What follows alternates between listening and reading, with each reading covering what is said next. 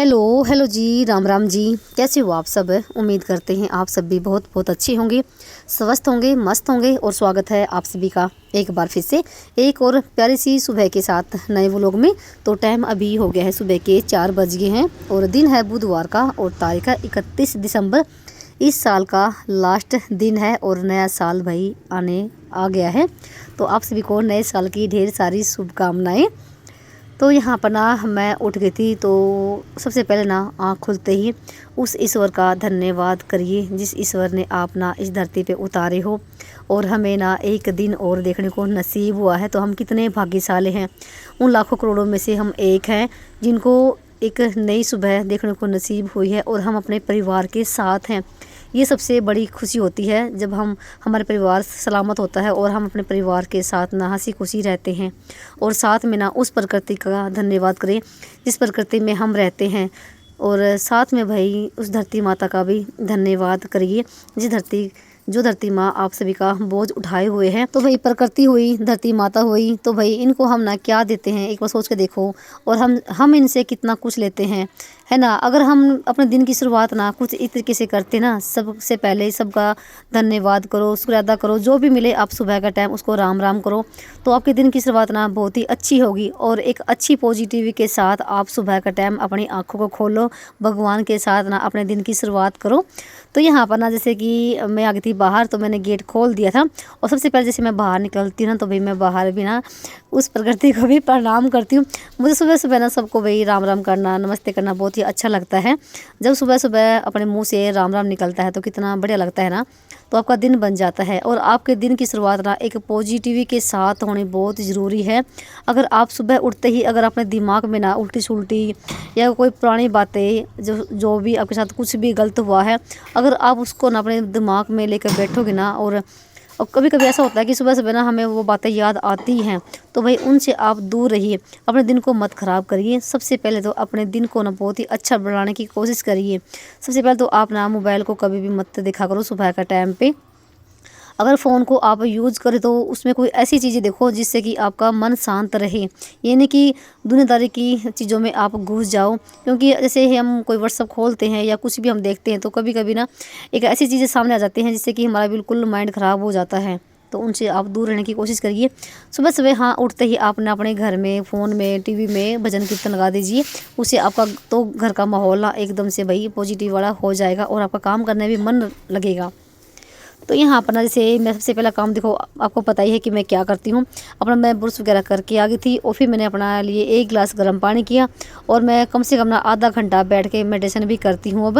क्योंकि अब मुझे जैसे बहुत ज़्यादा ठंड होने लगी है और धुंध भी पड़ती है, इसलिए मैं अब बाहर नहीं जाती हूँ घूमने के लिए। तो घर पर ही जैसे थोड़ा बहुत ना कपाल भारती कर लेती हूँ।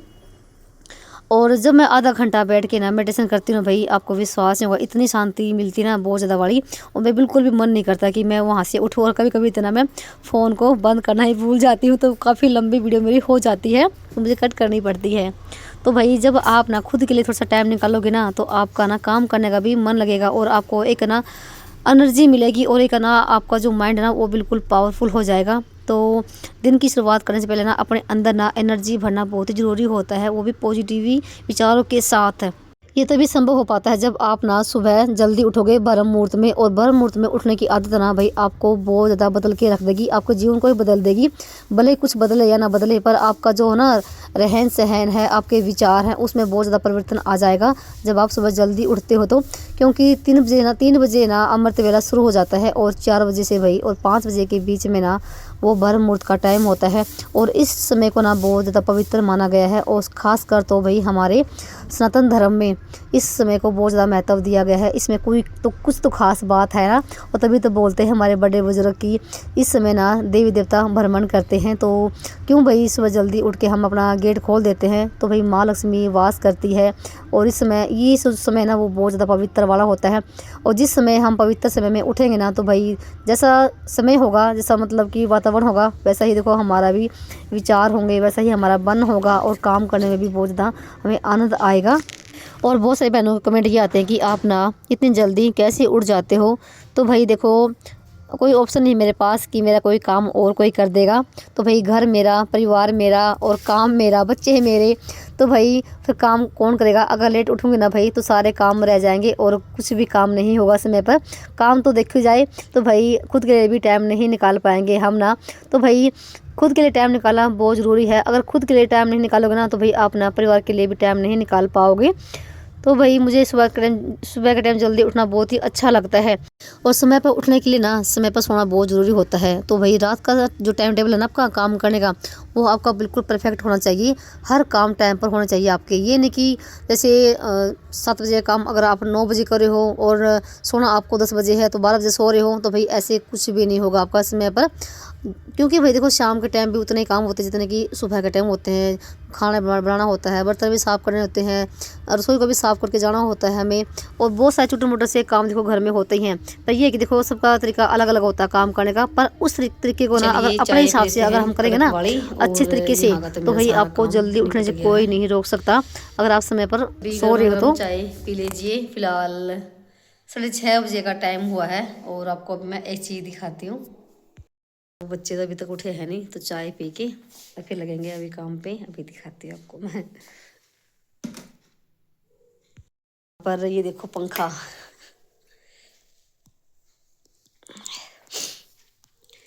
तो भाई ये हीटर लेकर आए हैं, कल मंगवाया है शाम के टाइम पे।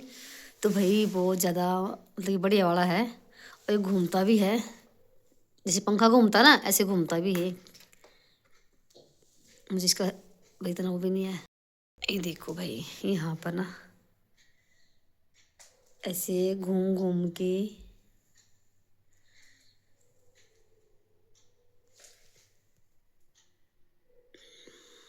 तो भाई ये हीटर ना कल रात को मंगवाया है। तो जैसे मेरे जेठ की दुकान है हार्डवेयर की, तो उनकी दुकान पर से ही मंगवाया था और काफ़ी अच्छा है। और जैसे पंखा घूमता है ना वैसे ही घूमता है। तो जैसे मैंने अभी रोक रखा है और मेरे हाथ में बिल्कुल ठंडे हो गए थे और मैं भैया अपनी चाय यहाँ पर अंदर लेकर आ गई थी। तो चाय बैठ के आराम से पीऊँगी तब तक ना 7 बज जाएंगे और 7 बजे आएंगी टूंटी और फिर लगाऊंगी मैं पोछा। पूरे घर में पोछा लगाऊंगी और फिर अपने नहा धो के खाना वगैरह बनाएंगे।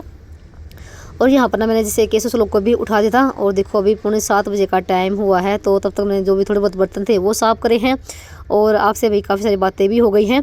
तो यहाँ पर देखो मेरे बहुत सारे काम हो जाते हैं। और जैसे अभी बच्चों की छुट्टी पड़ गई है 1 तारीख से, और साथ में ना जैसे बच्चों छुट्टी पड़ जाती है तब तो मैं घर की साफ़ सफाई करके तभी नहा धो के खाना वगैरह बनाती हूँ। और जब बच्चे का स्कूल होता है तब देखो मैं पोछा वगैरह बाद में ही लगाती हूँ, क्योंकि इतना भी टाइम नहीं होता। बच्चों के लिए टाइम निकालना बहुत ज़रूरी होता है। उनके लिए उनको तैयार करना अच्छे से, उनके लिए खाना बनाना, ये सबसे ज़रूरी काम है।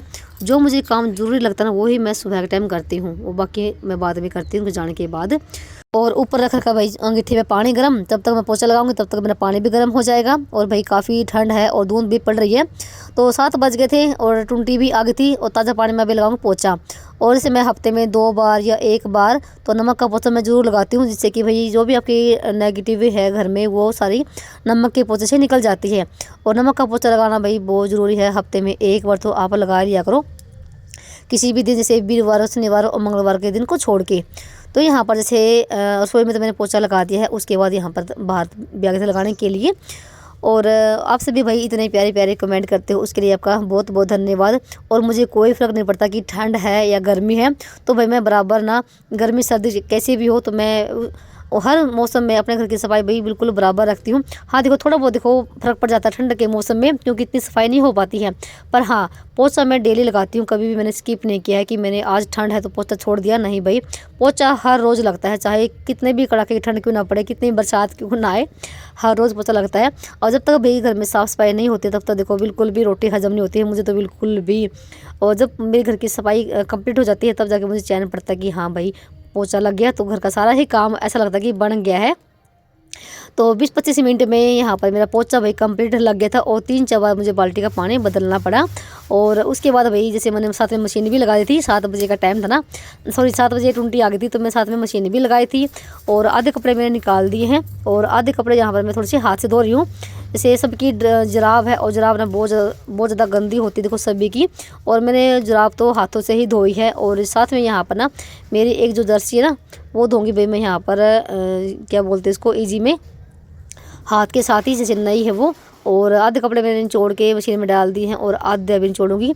और जैसे कि उस दिन 31 दिसंबर थी और आज ना बच्चों का भाई PTM भी है, तो देखते हैं भाई आज जाया जाएगा या नहीं, क्योंकि इतनी ठंड थी ना उस दिन भाई, बहुत ज़्यादा बड़ी। उस दिन तो धूप का नामो निशान नहीं था, धूप ना सारा दिन ऐसे ही पड़ती रही।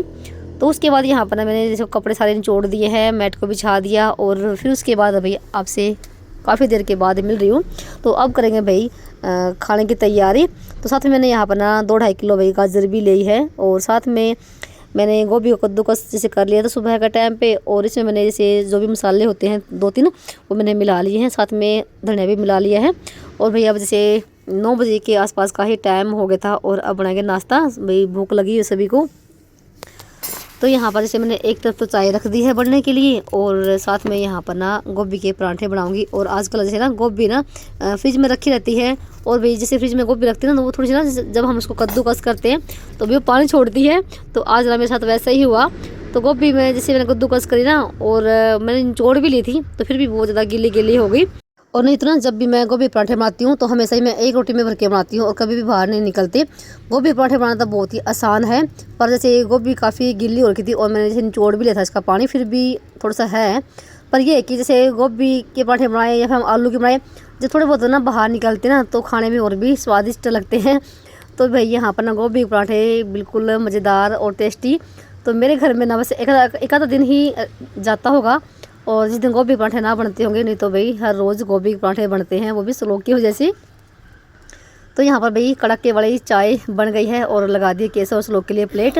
तो यहाँ पर ना ये करे अपना होमवर्क बैठ के, और साथ में ये जो हीटर भी लगा रखा है और बैठे अपना नाश्ता कर रहे हैं। तो उसके बाद जैसे हम तीनों के लिए पराठे बन गए थे और फिर मैंने भी अपने लिए लगा ली है प्लेट, एक पराठा मैंने भी रख लिया है। और भैया जी आप सब भी बिल्कुल सिंपल और देसी खाना भी हमारा तो। और यहाँ पर मैं भी अंदर आ गई थी बैठ के, क्योंकि उस दिन इतनी ठंड हो रखी थी ना, बिल्कुल भी बाहर निकलने का तो बिल्कुल भी मन नहीं था। बस ये था कि बस अंदर से बाहर निकलो ही मत और कोई भी काम ना करो। तो देखो भाई काम तो देखो हमें करने ही पड़ते हैं, और काम ऐसे पड़ा रहे तो भाई वो भी अच्छा सा नहीं लगता। तो नाश्ता पानी करने के बाद ना तुरंत ही मैंने जो भी थी थोड़े बहुत बर्तन वो सारे साफ़ कर दिए हैं। और यहाँ पर से रसोई काफ़ी फैल गई थी, उसको मैंने हाथों हाथ भाई निपटा दिया है और गैस पे रख दिया दूध गर्म होने के लिए। और जो गाजर ली है मैंने, ये भाई नए साल के दिन ना इसका बनेगा गाजर पाक। और जो ये हरा धनिया है इसको छाँट पीट के पन्नी में डाल के फ्रिज में रखूँगी तो ये कई दिन चलेगा। तो भाई यहाँ पर रसोई का भी सारा काम निपटा दिया है मैंने। और दोपहर के समय देखेंगे भाई चाहे तो नमकीन चौल बनाएंगे, तो मैंने 1 लोटिया भर के दही की जमा रखी है। थोड़ी सी सब्जी भी रखी हुई है रात की, आलू और गोभी की। तो भाई यहाँ पर तो मेरा सारा काम निपट गया है रसोई का तो। और उसके बाद भाई तो कपड़े सुखाने के लिए आ गई थी ऊपर छत पे। तो साथ में मैंने आज ना बेडशीट भी धोई है सिंगल बेड की, और साथ में ना कपड़े बहुत सारे हो गए थे। तो भाई धूप का तो बहुत ज़्यादा इंतज़ार किया है पर धूप नहीं निकली है। तो 10 बजे के आसपास का टाइम हो गया है और बहुत ज़्यादा ठंडी वाली भाई हवा चलनी शुरू हो रखी है। ऐसा लग रहा है कि जैसे कि बरसात का मौसम हो। और जब धूप निकल भी आती है तो 2 बजे के आसपास में धूप निकलेगी और कपड़े भाई जितने धोने होते हैं, कभी उनको उल्टा करो कभी उल्टा करो कभी उधर कभी इधर, तो भाई इस तरीके से कपड़े सुखाने पड़ते हैं ऐसे मौसम में। और ऐसे मौसम में भाई कपड़े की सबसे बड़ी दिक्कत आती है, सूखते ही नहीं बिल्कुल भी। पर क्या करें, भी धोने भी पड़ते हैं और सुखाने भी पड़ते हैं। तो बस यहाँ पर सारे कपड़े मैंने डाल दिए हैं और यहाँ पर मेरा लगभग सारा काम हो ही गया था फ़िलहाल सुबह का तो। और टाइम भी जैसे 10 सवा 10 बजे का हो गया था। तो भाई यहाँ पर ना 2 तार फिर भी कपड़ों की भर गई है। और जब मशीन लगाने के बाद ना भाई कपड़े पता नहीं कहाँ से निकल कर आ जाते हैं। और जैसे बच्चों स्कूल की ड्रेस भी थी, इनको धो धा के उठा के रख देंगे 10-15 दिन के लिए तो। और देखो भाई मौसम कैसा हो रखा है, बिल्कुल ठंडी हवा चल रही थी। तो भाई अब जाएंगे नीचे, यहाँ का तो काम हमारा हो गया है कंप्लीट और फिर हम शाम के टाइम ही आएंगे। और भाई सारा काम मेरा हो गया है और 10:30 बजे का टाइम हो गया। और भाई ठंड इतनी हो रखी है बस पूछो ही मत। और आज तो ना बहुत तेज वाली हवा भी चलनी शुरू हो गई है। और यहाँ पर ना गिट्टी पे ना पानी रख रखा था केसर और श्लोक का, तो यहाँ पर पानी भी उबल गया है, ये नीचे लेके जाऊँगी। और देखते हैं भाई स्कूल में आज जाएगा नहीं, क्योंकि आज मीटिंग भी है और ठंड ऊपर से इतनी हो रखी है। तो भाई चलिए इसी के साथ करते हैं वीडियो को समाप्त और मिलते हैं आप सभी को एक और नए व्लॉग में। तब तक के लिए राम राम जी।